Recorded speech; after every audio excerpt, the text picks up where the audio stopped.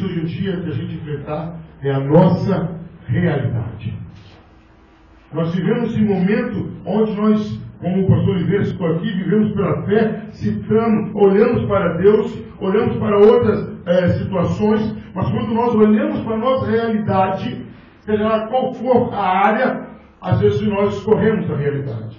Às vezes nós evitamos a realidade. Há alguma área na nossa vida que não nos agrada. Há alguma área na nossa vida que nos entristece. Há algum momento da nossa vida que não está bom. A nossa realidade nos assusta. E quando nós somos confrontados com ela, que há momentos que não tem como se evitar, há momentos que você tem que passar por aquela realidade, você leva um choque. A realidade nos incomoda. Pode ser realidade conjugal, para alguns está ruim. A realidade financeira talvez está ruim. A realidade da saúde está ruim. A realidade espiritual está ruim. Vivemos cercados por algumas realidades que nem sempre nós as enfrentamos, mas é necessário. Querido, o texto que nós lemos aqui, ele é formado de vários fragmentos. Se você olhar por cima, algumas Bíblias até trazem subtítulos em cima deles, mas todos eles estão ligados a um contexto só. Todos eles estão interligados. Primeiro, sempre é Jesus o que está falando. Sempre é Jesus que está em destaque. E depois nós vamos ver que algumas pessoas apresentam situação para Jesus e Jesus responde essa situação de uma maneira diferente. Primeiro, chegam os fariseus e os saduceus. Chegam os dois e falam. Os dois grupos falam: queremos um sinal da sua parte, Jesus. Ele fala: o quê? Uma geração má, perversa, adúltera. Uma geração que não me leva a sério. Quer que eu dê um sinal? O interessante, queridos, que Jesus não tinha problema em se revelar como Filho de Deus. Estou dizendo que Jesus estava mostrando que era uma geração que não fazia por onde não merecia. E Jesus fala: eu vou dar sinal para vocês, fariseus, para os saduceus? Não. Já tem um sinal dado para vocês, o sinal de Jonas. Assim como Jonas ficou 3 dias e 3 noites dentro de um ventre de um peixe, assim o Filho do Homem vai ficar dentro do ventre. Porque Jesus queria dizer o seguinte: se o que eu estou fazendo agora não os convenceu, esperem até a hora que eu vou morrer, ficar 3 dias e ressuscitar. E ele fala: sabe por quê? Não vou fazer nada para vocês verem. Eu faço para aqueles que têm fé. Eu faço para aqueles que já estão inclinados, induzidos a crer em mim. Você que é incrédulo, você que quer me criticar, eu não vou fazer nada para você. Eu não tenho que te convencer a crer em mim. Eu faço milagre para aqueles que creem. Ele fala: olha, vocês acreditam em Jonas? Acreditaram que Jonas estava dentro do peixe 3 dias e 3 noites? Eis aqui alguém que é maior que Jonas, Jesus falando. Se vocês forem capazes de acreditar em Jonas, não são capazes de acreditar em mim? E ele fala uma coisa pesada: olha, os ninivitas vão se levantar no dia do juízo e vão condenar vocês. Jesus está falando o seguinte: os ninivitas tiveram apenas um sinal breve de Jonas. Vocês estão vendo a mim e não estão crendo. Então os ninivitas vão se levantar e vão criticar vocês. E vão condenar vocês. Aí vão: olha, veio a rainha do sul. Ela saiu de lá do sul. Porque ele ouviu falar de Salomão. E ela creu naquilo que Salomão falou. A sabedoria de Salomão chamou a atenção daquela rainha. Está alguém aqui que é maior que Salomão? Vocês não creram. Jesus estava falando para os fariseus o seguinte: olha, aquelas pessoas do Velho Testamento só tiveram um leve sinal do que seria a minha glória e eles creram. Vocês estão tendo a mim e não estão crendo. Aí Jesus entra num assunto aqui que parece que não tem nada a ver com o outro. Mas Jesus ainda está falando sobre a geração atual.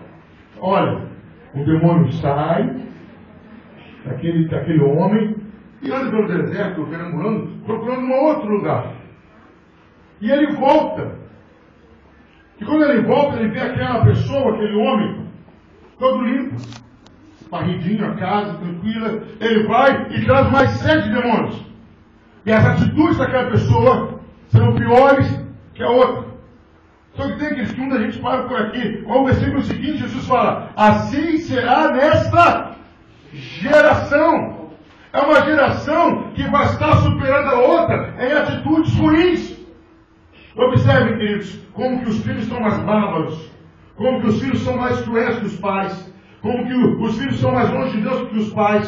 Se os pais estavam mais ou menos, os filhos estão para menos do que mais. Aí parece que Jesus entra no outro assunto, mas ele não entra no outro assunto. Chega alguém e fala, olha, tua mãe e teus irmãos estão aí querendo falar com você. Jesus, quem? Minha mãe? Meus irmãos?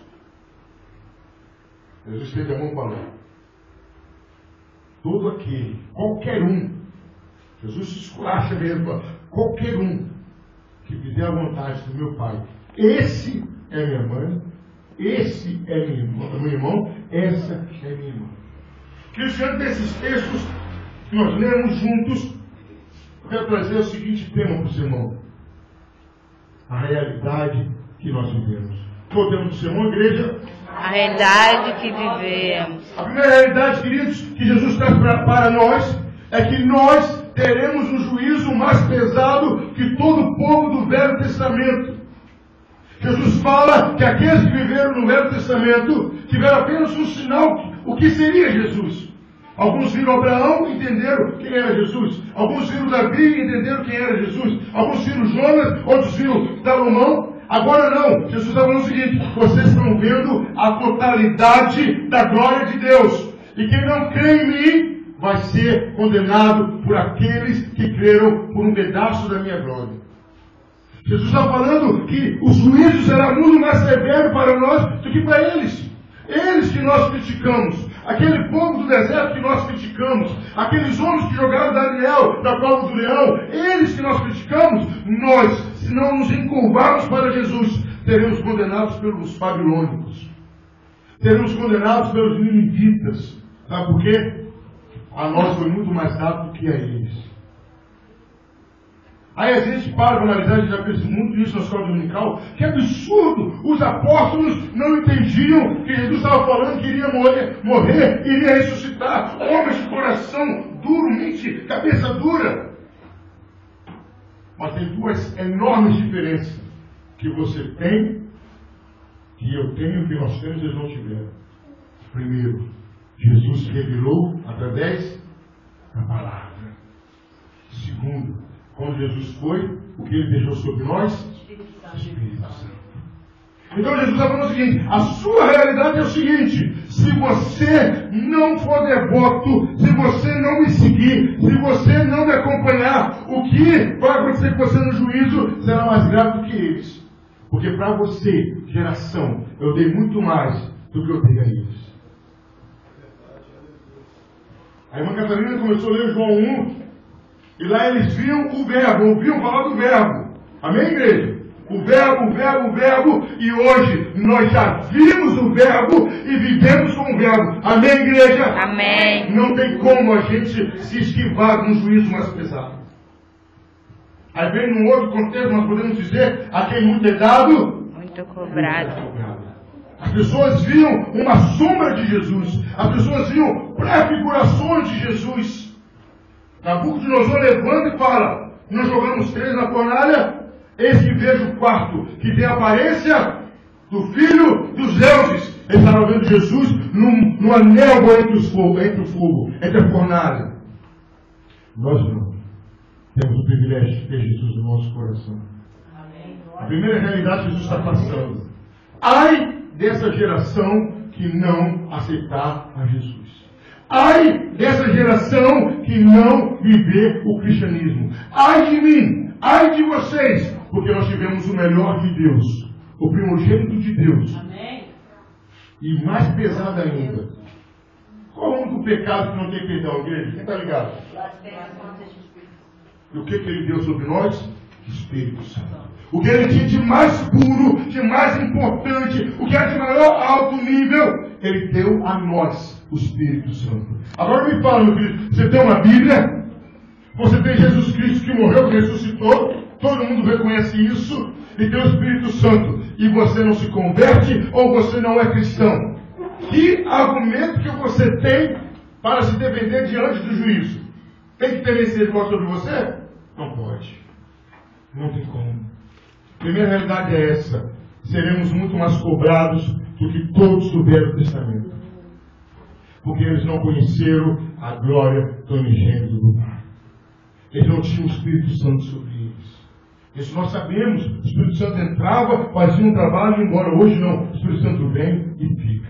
Primeira coisa, queridos, primeira realidade que Jesus passa para a gente: é uma geração será mais cobrada do que a outra. Qual a primeira realidade, igreja? Nós somos a geração. Nós somos. Repita todo mundo junto. Nós somos a geração. Nós somos a geração Que seremos mais cobrada cobrada do Velho Testamento. que o Velho Testamento. Já tinha pensado nisso? Eles viveram numa época de Salomão. Quem conheceu Salomão não conheceu Abraão. Quem conheceu Abraão não conheceu Moisés. Quem conheceu Moisés não conheceu Daniel. Nós, em Cristo, conhecemos toda a manifestação da glória de Deus. Nós seremos mais cobrados. Segunda realidade. Somos uma geração mais influenciada pelo diabo do que a outra. Que isso, pastor? Infelizmente.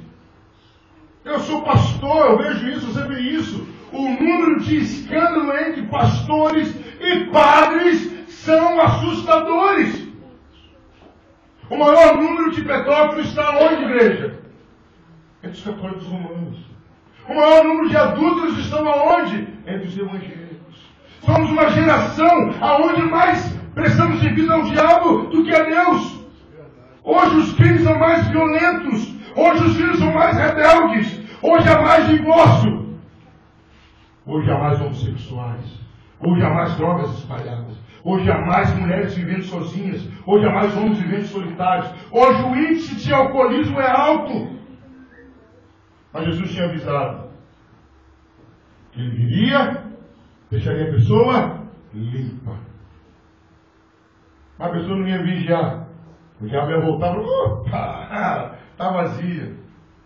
Aí vem um dito popular que não é inspirado nisso, mas agora encaixa, porque a mente vazia. Tem muita gente aqui que já virou até faculdade, universidade. O diabo entra, dá aula e bagunça.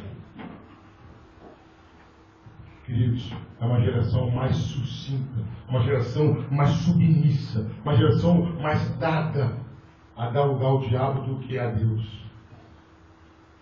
Quando é, queridos, que ouvimos alguém cortar a cabeça do outro por alguma briga? Quando é, queridos, que vimos filho agredir pai? Quando é isso, queridos?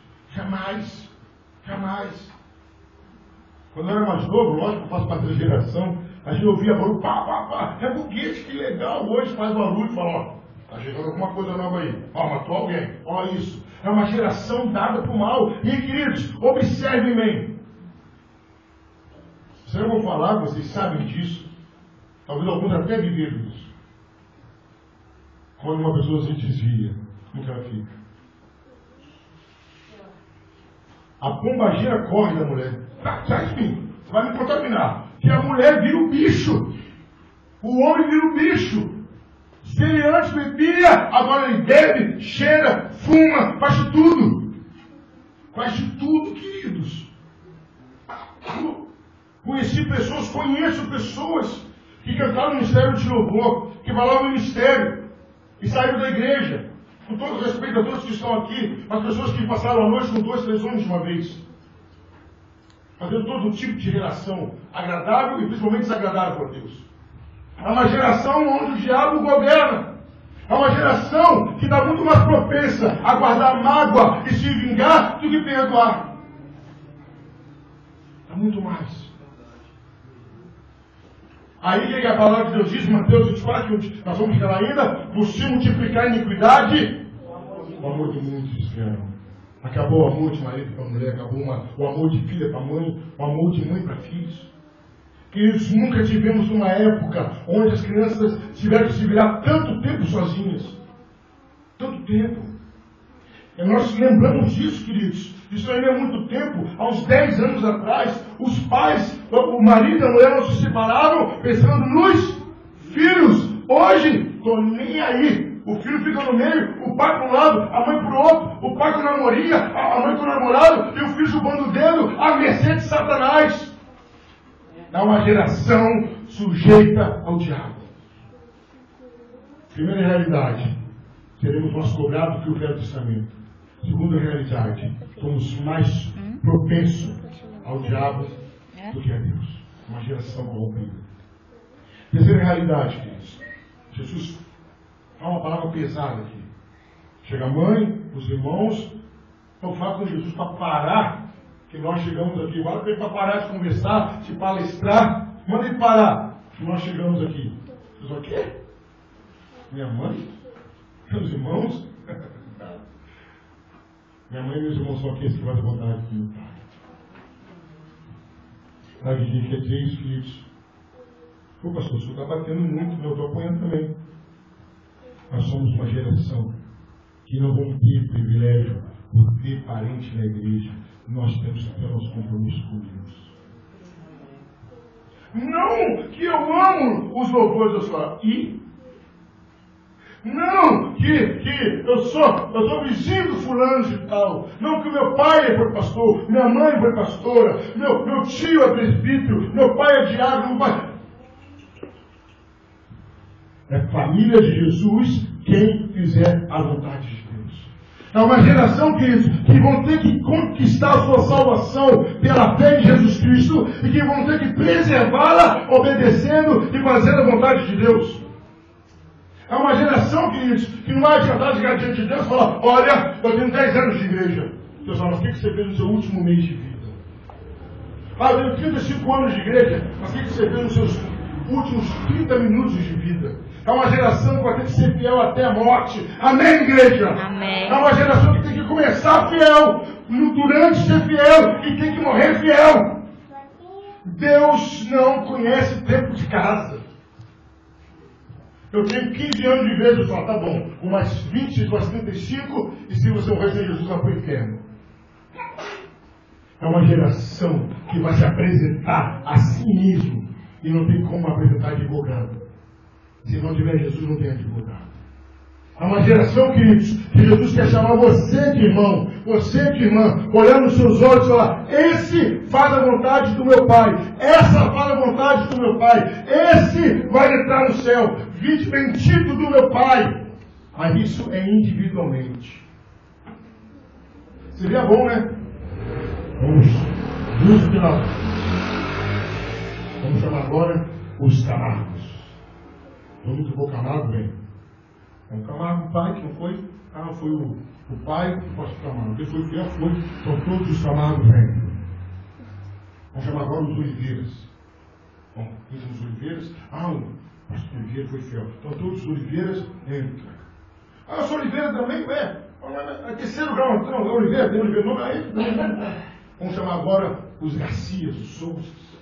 Pode, Garcia? Pode, vamos aumentar. Vamos chamar o Silva, aí Silva vai todo mundo. Silva vai todo mundo. Vamos chamar os Moreiros. Ah, os Moreiros. Vamos chamar os Moreiros. Todo mundo tem Moreira? Que maravilha. Não vai ser assim. O chamado é individual. Não adianta você pegar na barra a calça do seu marido, porque vai ter outra roupa e aquela roupa que dá vai ficar. Aleluia. Não adianta pegar na barra a saia da sua mãe, que é uma nova roupa, novo nome. Glória a Deus. Não adianta você se esconder atrás da fé do seu pai, da fé da sua mãe, porque cada um vai dar juízo de si. É isso que Jesus está falando. Quer ser meu? Quer ser meu irmão, minha irmã, minha mãe? Quer ser da minha família? Quer entrar no céu? Faça a vontade do meu Pai individualmente.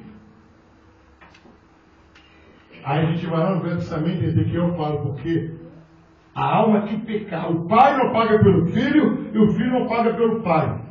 A alma que pecar, essa morrerá. Deus me deu um privilégio.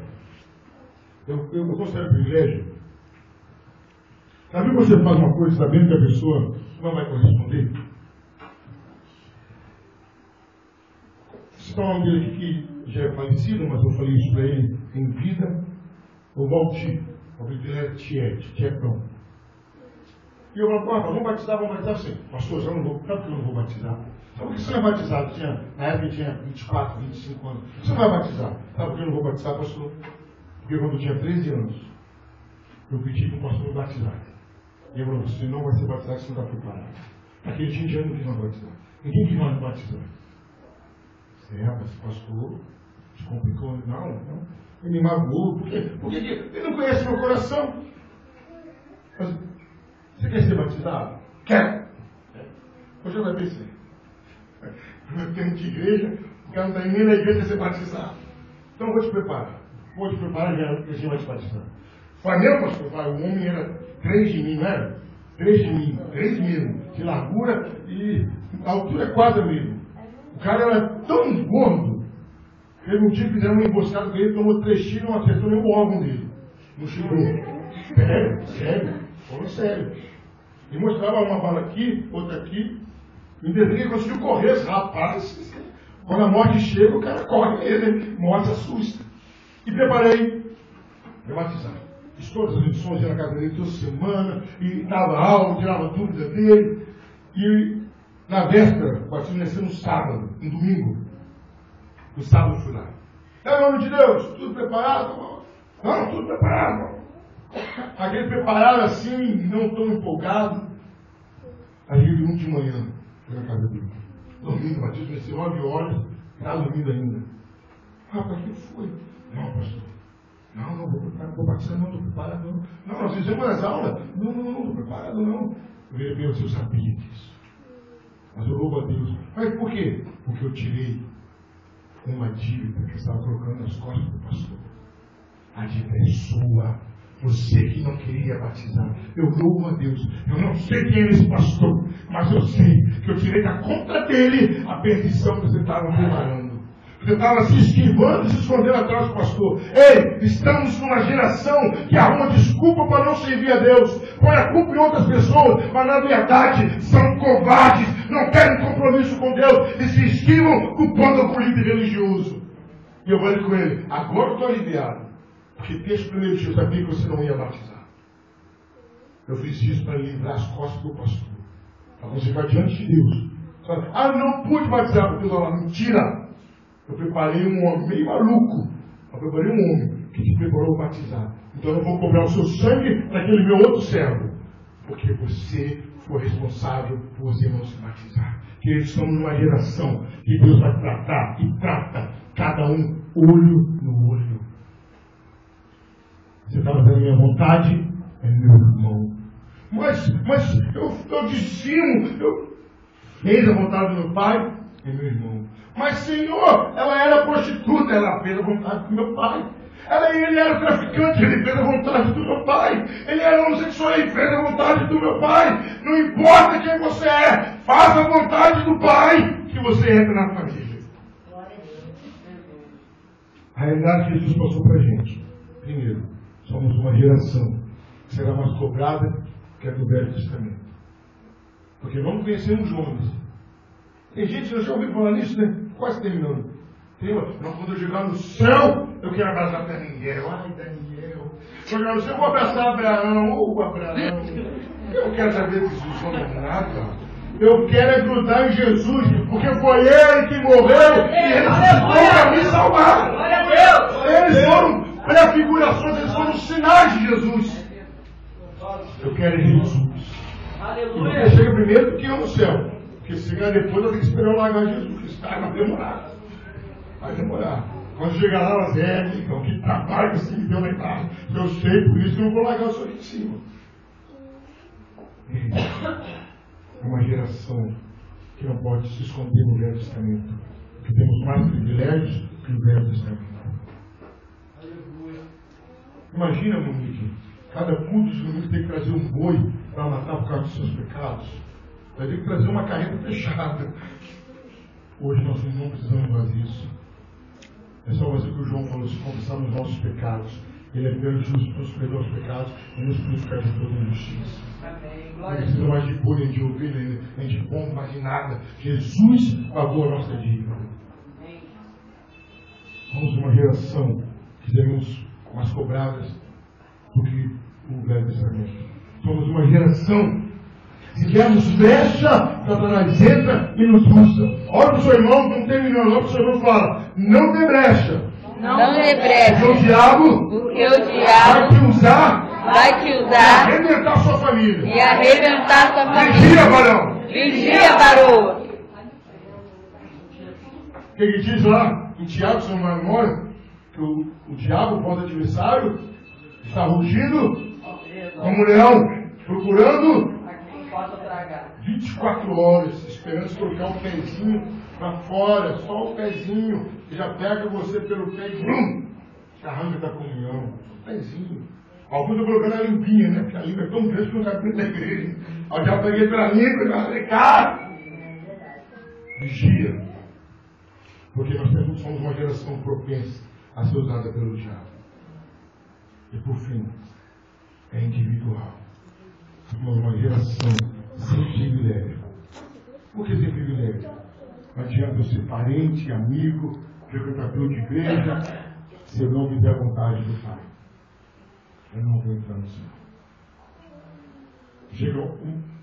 Jesus conta uma parábola que chega uma turma lá, Jesus fala, apartai-vos de mim porque eu não vos conheço. Que isso, Jesus? Em teu nome? Profetizei, Jesus. Falei, meu pai, entreguei os mistérios. Entreguei lá, pô. O Senhor confirmou.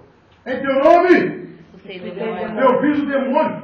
Entreguei o focinho do diabo. Não sabia nem que o diabo tinha focinho. Na vez em quando até focinho do diabo.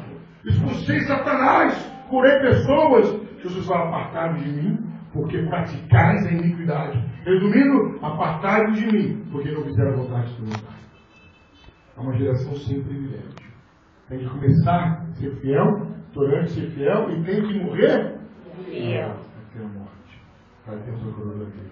Amém, igreja? Amém. Que possamos ser o sal da terra e a luz do mundo dessa geração que precisa de nós.